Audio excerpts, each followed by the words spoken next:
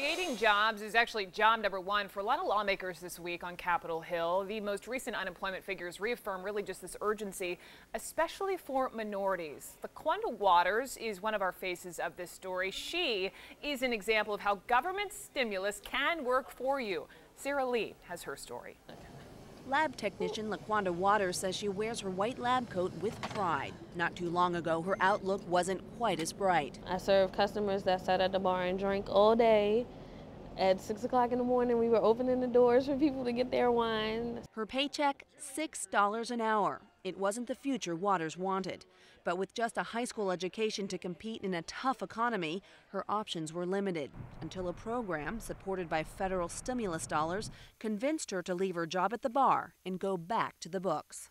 I saw the ad in the paper and it said, "Did you like science? Do you want to learn?" As Congress considers legislation to create more jobs, nationwide unemployment rates for African Americans and Latinos are considerably higher than that of whites.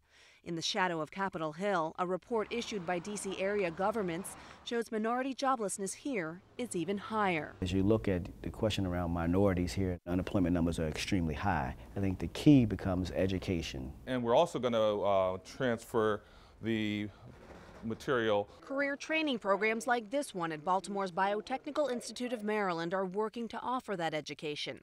Here, tuition-free classes train lower-income and predominantly minority workers to become lab technicians in Maryland's growing biotech industry. There is a shortage of trained workers, and the jobs of today and the jobs of tomorrow are proving themselves to require more than a high school diploma.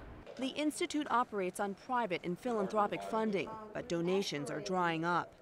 This year, the program is depending on nearly $250,000 in stimulus money to help more students like LaQuanda Waters, who says it's made the difference between standing behind the bar and setting it higher.